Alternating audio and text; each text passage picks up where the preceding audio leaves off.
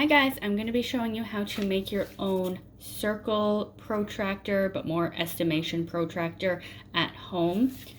What you're going to need before we get started is a piece of scrap paper. It can be a little piece, about the size of your hand. You're going to need some scissors. You're going to need something to write, trace, draw with.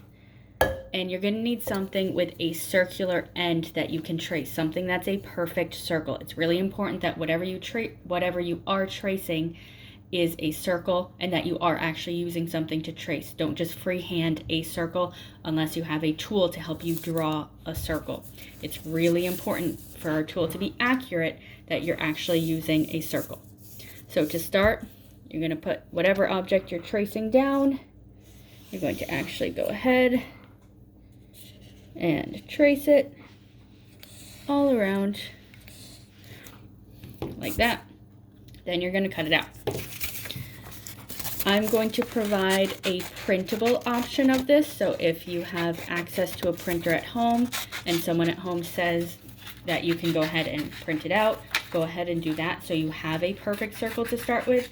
But this is for people who, like myself, don't have a printer at home or just don't have paper or don't have ink and can't print it. So you can make your own circle like that. It should look like a pretty good circle. Then what you're going to do is you're going to take it and you are going to fold it in half. It's going to kind of look like a little taco. You're going to fold it in half, make sure the edges line up pretty well, and when you open it you should see that you have a crease. It looks like a line down the middle. Then you're going to fold it the other way. You're going to try and have your two creases line up with each other pretty nicely. You're going to fold it again like a little taco, open it back up, and you're going to see you have almost like a plus shape going with your creases. Then you're going to do two more. One's going to be diagonal that way, and one's going to be diagonal that way. So you're going to in total have 4 different creases going in your circle, and they should all connect and overlap in the middle. If you don't get it perfect, not a big deal. Just try and do it as evenly as possible, and it's pretty important that they connect in the middle. So you can put a dot in the middle where they all connect. You're going to see I have my vertical creases, and I have my diagonal ones, and it goes all the way around. So I have my vertical, horizontal, diagonal, diagonal. I should have 1, 2, 3, 4 in total. Then what I'm going to do is I'm going to draw a plus in the middle. That's going to eventually be where I line up one of the lines of my angles.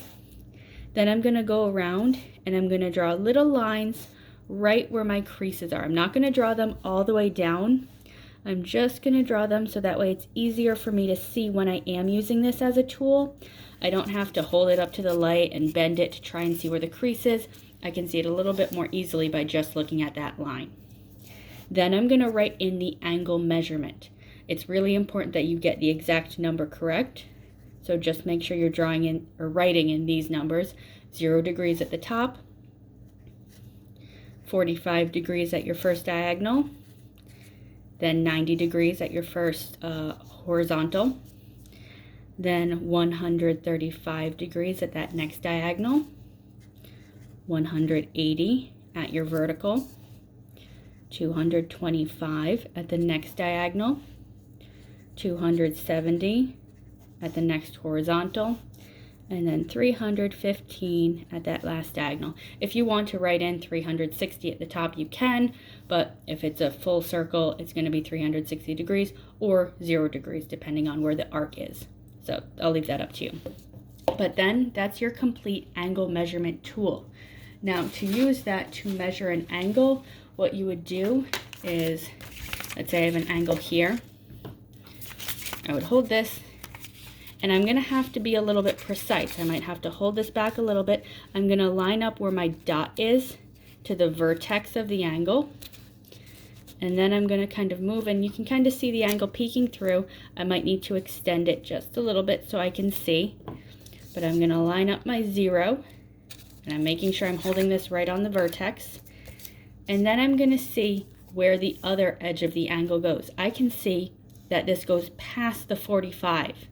Not quite the 90, but a little bit past the 45. If I was just looking at this angle, I might say it's exactly 45 degrees if I didn't have this tool with me.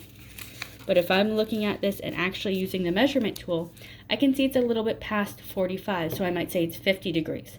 So I can just be a little bit more precise by using this tool. It is not going to be exact because we don't have the precision or the ability to draw in all of these little dots here, or these little lines, because you would need to literally draw in 45 evenly spaced lines in between 0 and 45, and in between 40 and 90, and so on and so forth. We don't have that ability.